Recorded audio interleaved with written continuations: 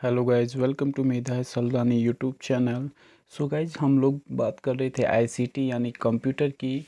और इसमें हम गाइज 2 लेक्चर को ऑलरेडी कवर कर चुके थे। तो आज जो है हमारा पार्ट 2 जो है कवर होने वाला, सॉरी पार्ट 3 कवर होने वाला है। इससे पहले पार्ट 2 हम जो है कवर कर चुके हैं। अगर आपने वो नहीं देखी तो आप मेधा सल्दानी यूट्यूब चैनल के प्लेलिस्ट में जाइए, वहाँ पर आप विजिट करके सीरियल वाइज जो है इन टॉपिकों को देख सकते हैं। जो गाइज मेमोरी यूनिट है ना, ये प्राइमरी मेमोरी और सेकेंडरी मेमोरी 2 टाइप के होते हैं, ठीक है। तो पहले हम पढ़ेंगे प्राइमरी मेमोरी को, देन सेकेंडरी मेमोरी को हम पढ़ेंगे। और ये गाइज काफ़ी इंपॉर्टेंट है। अगर हम किसी भी स्टेट एग्ज़ाम की बात करें या एसएससी की बात करें, इवन हम बात करें यूजीसी नेट की, तो वहाँ पर भी जो है ये आईसीटी टॉपिक है। तो वहाँ पर भी जो है इससे 4 से 5 क्वेश्चन बनते हैं। और इधर जो है स्टेट की बात करें, जैसे यूके ट्रिपल एस है, यूपी ट्रिपल एस है, तो यहाँ पर भी जो है इससे 3 से 4 क्वेश्चन बनते हैं। तो गाइज इसलिए ये टॉपिक हमारे इम्पोर्टेंट है। जो गाइज प्राइमरी मेमोरी है ना, ये होती है स्थायी memory, non volatile memory, cache memory, ठीक है। और वोलेटाइल मेमोरी, ये वोलेटाइल मेमोरी जो है ना, ये होती है स्थायी मेमोरी, नॉन वोलेटाइल स्थायी मेमोरी, और एक होती है कैशे मेमोरी। अच्छा, इसमें जो स्थायी मेमोरी के उदाहरण हैं ROM, ROM, ROM read only memory, E ROM, ठीक है। E erasable read only memory, E P ROM, ठीक है। Erasable programmable read only memory. आगे है E P ROM, electronic erasable programmable read only memory. So guys, ये full form से exam में question अक्सर पूछे जाते हैं। तो गाइज ये जो है ना, ये आपको याद रखना पड़ेगा, ठीक है। चलिए अब बात करते हैं रोम की। रोम क्या है? Read only memory.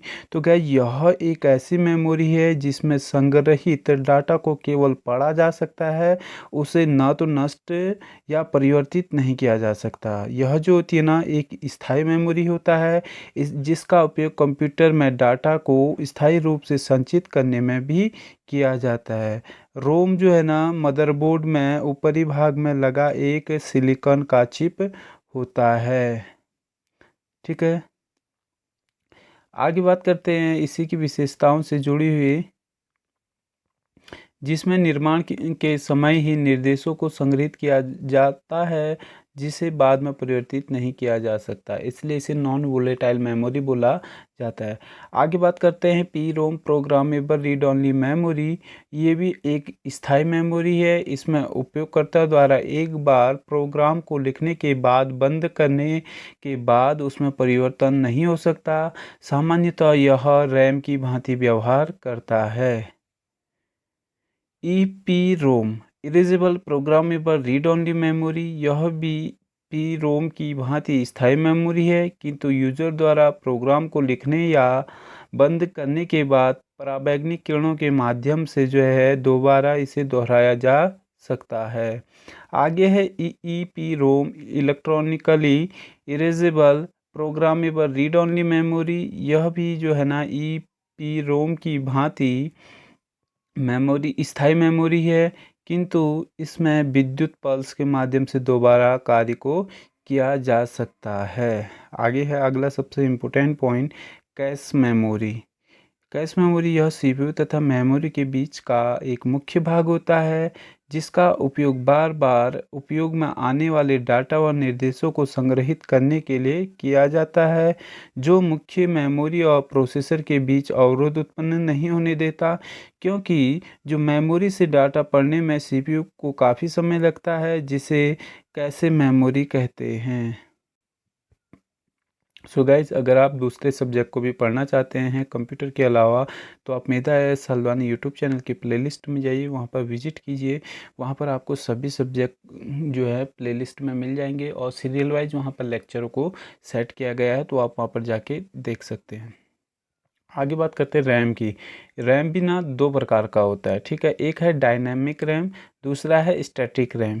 तो डायनेमिक रैम क्या होता है? यह रैम संग्रहित कुछ डाटा माइल सेकंड में के बाद खो जाएगा, ठीक है ना, भले ही कंप्यूटर चालू हो या इसमें चालू हो। इसमें डाटा को बार बार जो है ना रिफ्रेश किया जाता है। लेकिन जो स्टैटिक रैम है, इसमें इस रैम में संग्रहित डाटा केवल कंप्यूटर स्विच ऑफ होने पर खो जाएगा। तो ये अंतर है डायनेमिक रैम और स्टैटिक रैम में। आगे बात करते हैं गैस सेकेंडरी मेमोरी की, या द्वितीयक सहायक जिसे हम बोलते हैं। तो इसे सहायक या बैंकिंग स्टोरेज मेमोरी के नाम से जाना जाता है, ठीक है ना। सीपीयू को वर्तमान में जिस डाटा की आवश्यकता नहीं होती उसे सहायक मेमोरी में संग्रहित गति और विश्वसनीयता जो है यह प्रदान करता है। और कंप्यूटर में आकार इसका नाम जो है ना सीडी ड्राइव दिया जाता है। सॉरी, कंप्यूटर में जो है ना अक्सर इसका नाम जो है ना सीडी ड्राइव के रूप में दिया जाता है। तो गैस समझ में आ गया होगा सेकेंडरी मेमोरी क्या चीज़ है। तो कंप्यूटर में अक्सर इसका नाम जो है सीडी ड्राइव में दिया जाता है, ठीक है। आगे बात करते हैं गाइज सी डी रोम की, compact disc read only memory की। तो गैस सी डी रोम को ऑप्टिकल डिस्क भी कहा जाता है, और ऑप्टिकल डिस्क के ऊपर डाटा को स्थायी रूप से अंकित किया जाता है, ठीक है। सी डी रोम लगभग 640 MB की होती है और इसके डाटा को मिटाया नहीं जा सकता है। सो गैस जो कंप्यूटर के पॉइंट है ना काफ़ी एग्ज़ाम में जो है अक्सर पूछे जाते हैं, इसलिए जो है पॉइंट काफ़ी इम्पोर्टेंट है, ठीक है ना। चलिए आगे बात करते हैं सी डी रो की कॉम्पैक्ट डिस्क।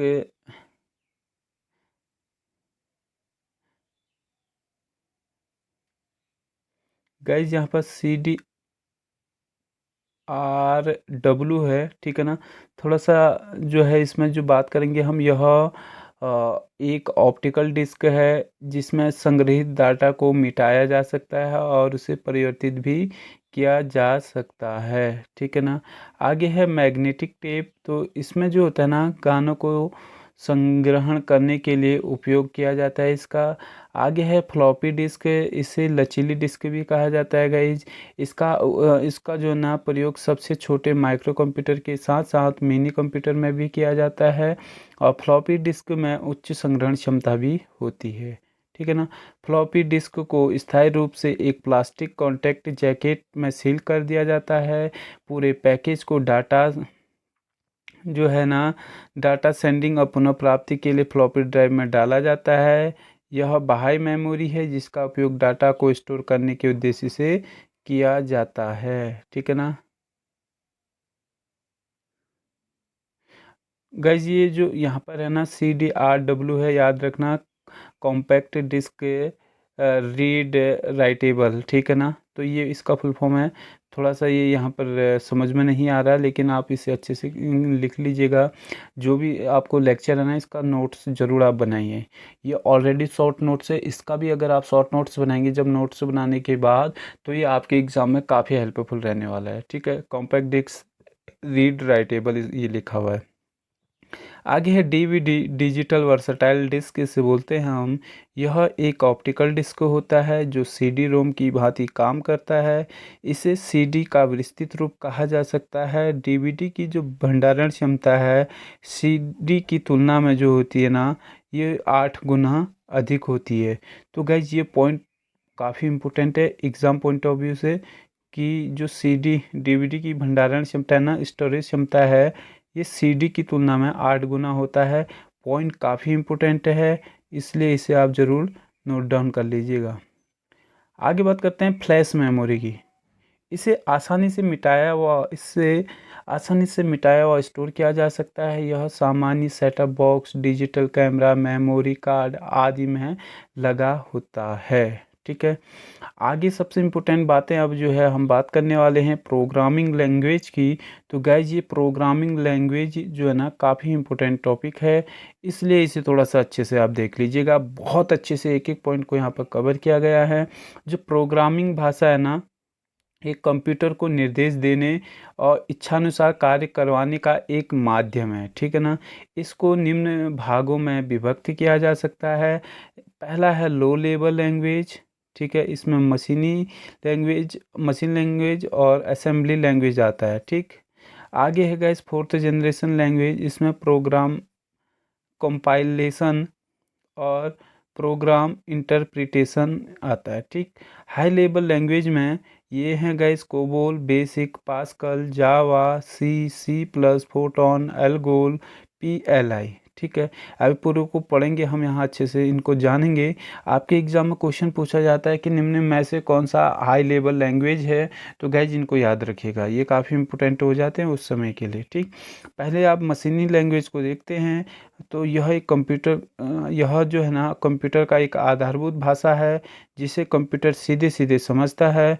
मशीनी लैंग्वेज को जो है ना बाइनरी कोड के रूप में जो है निरूपित किया जाता है या बाइनरी कोड के रूप में इसे लिखा जाता है। ठीक है,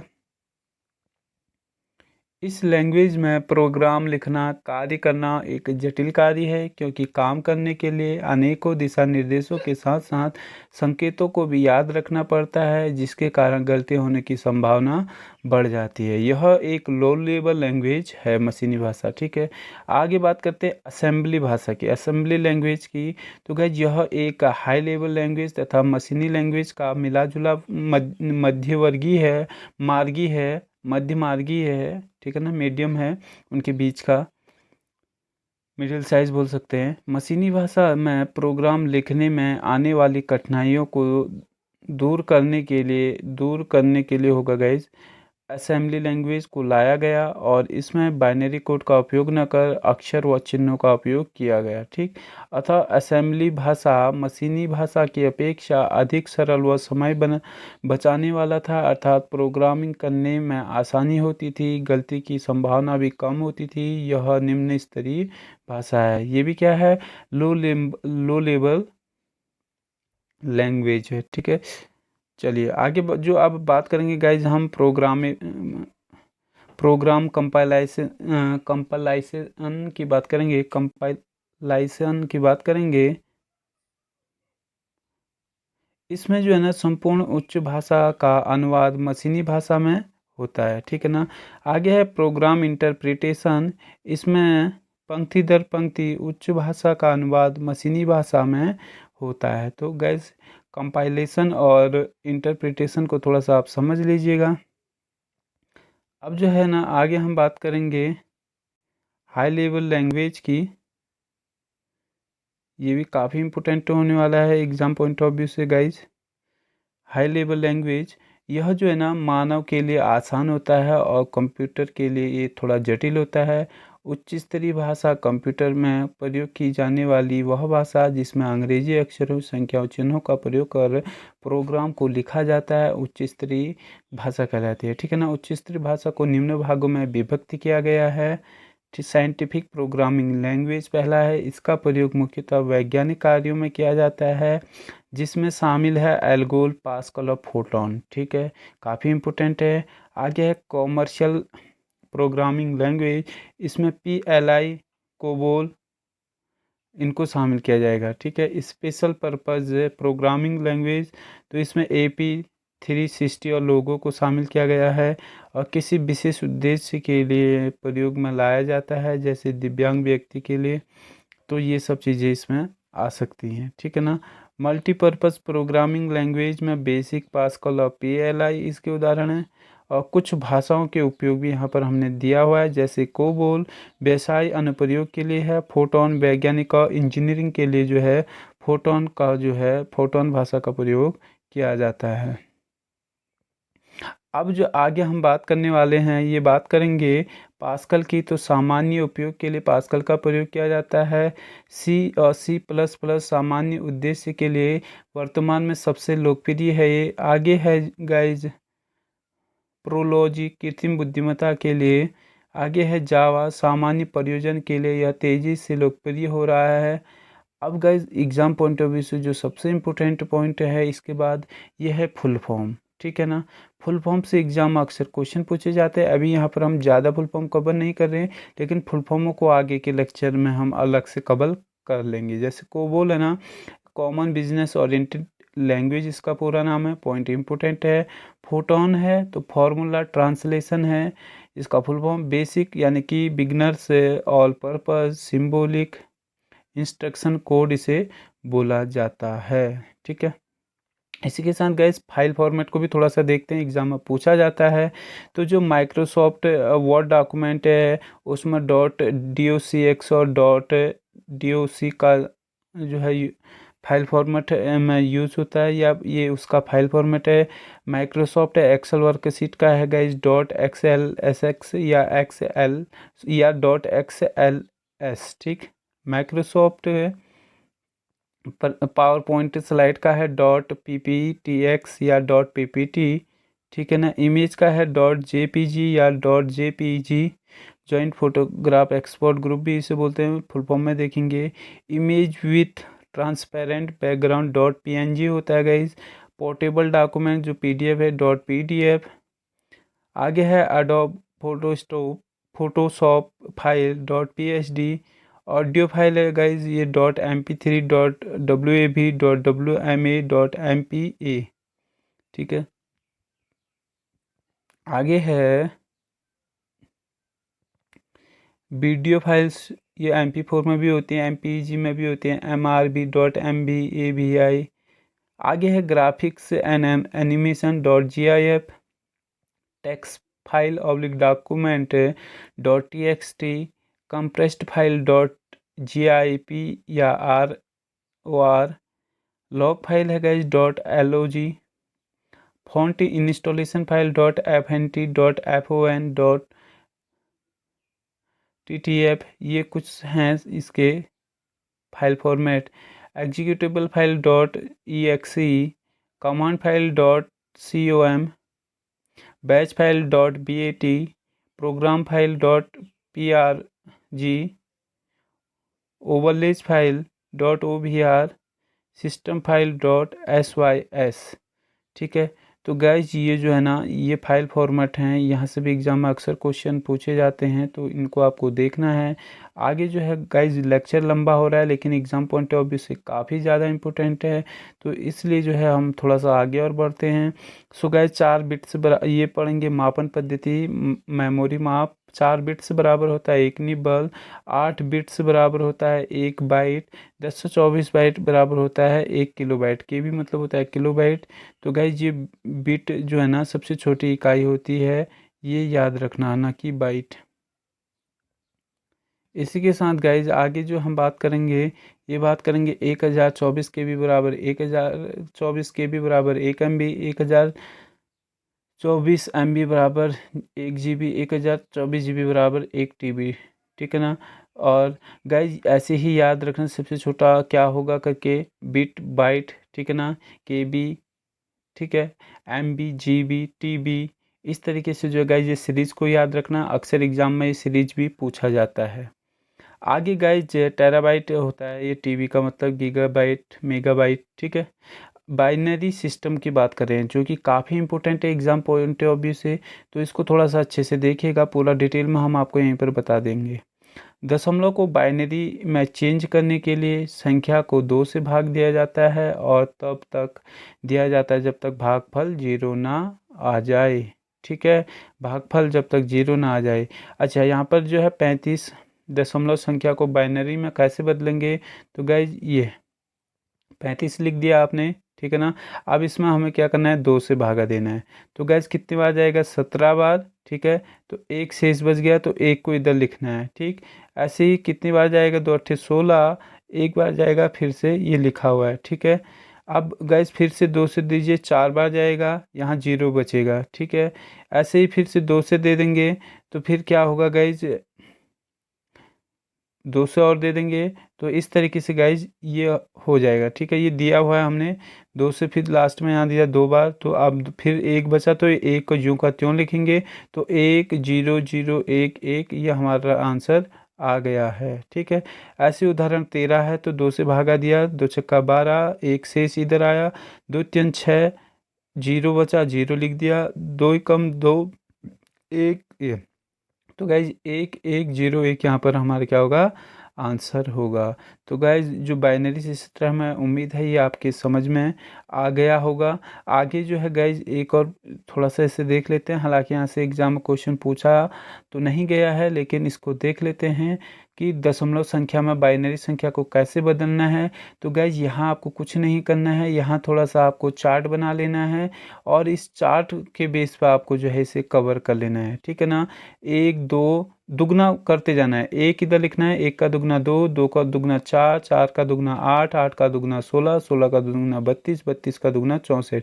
लेकिन आपको यहाँ काउंट कर लेना है कितनी संख्याएं हैं। तो गाइज 5 है ना, तो 5 डिजिट को आप यहाँ पर लिख दीजिए, इसके पीछे 1 2 3 4 5, 5 लिख दिया तो ठीक है, ये जोड़ा, ठीक है ना। क्या करना है आपको, ऐसे ही जो है गाइज इनको जोड़ देना है, ठीक है। ये एक का तो एक ही बचा, ठीक है ना। गुणा कर रहा आपने यहाँ पर, एक गुणा एक, एक हो गया, ठीक है। गुणा यहाँ पर करेंगे, जीरो गुणा दो जीरो हो गया गाइज, एक गुणा चार चार हो गया, जीरो गुणा आठ आठ हो गया, एक गुणा सोलह सोलह हो गया। तो 16 धन 4 20 और एक 21। अब अंत में आपने जोड़ना है, पहले आपको क्या करना है, गुणा करना है। इसी तरीके से गाइज ये जो क्वेश्चन है इसको भी आपको करना है, इस सीरीज में सेट करके या आप अभ्यास करके देख लेना। अगर नहीं बनेगा तो आप हमें कमेंट सेक्शन में बताइएगा, फिर से जो है हम इसके लिए एक स्पेशल वीडियो लेक्चर लेके आएंगे, देन हम इसे कवर करेंगे। तो गाइज अब आगे जो लेक्चर हम करने वाले हैं, हालांकि नोट्स हमारा तैयार है लेकिन लेक्चर काफ़ी लंबा हो जाएगा, इसलिए इसे जो है हम यहीं पर रोक रहे हैं। बेसिक ऑफ इंटरनेट की बात हम करेंगे नेक्स्ट पार्ट में। सो गाइज वीडियो लेक्चर अच्छा लगता है तो आप इसे ज़रूर शेयर करें। साथ ही साथ अगर दूसरे सब्जेक्ट को भी आपको पढ़ना है, किसी भी एग्ज़ाम की आप तैयारी कर रहे हैं, तो आप मेधा सल्दानी यूट्यूब चैनल के प्लेलिस्ट में जाइए, वहाँ पर आपको बेहतरीन स्टडी मटेरियल नोट्स मिलेगा, ठीक है ना। और गाइज अगर आपको हार्ड कॉपी फॉर्मेट में नोट्स चाहिए या हमारे ऑनलाइन या ऑफलाइन बैच से भी आप जुड़ना चाहते हैं, तो हमारा जो व्हाट्सअप नंबर है उस पर आप, ये व्हाट्सअप नंबर जो है हमारा, ये व्हाट्सअप नंबर है गाइज, ठीक है ना, 7409571706। तो आप इस नंबर पर कांटेक्ट कर सकते हैं, ठीक है। कांटेक्ट करने के आप हमसे जुड़ सकते हैं। सो गाइज ये वीडियो यहीं पर समाप्त करते हैं, नेक्स्ट वीडियो में बात करेंगे आगे बेसिक ऑफ इंटरनेट की। Thank you guys.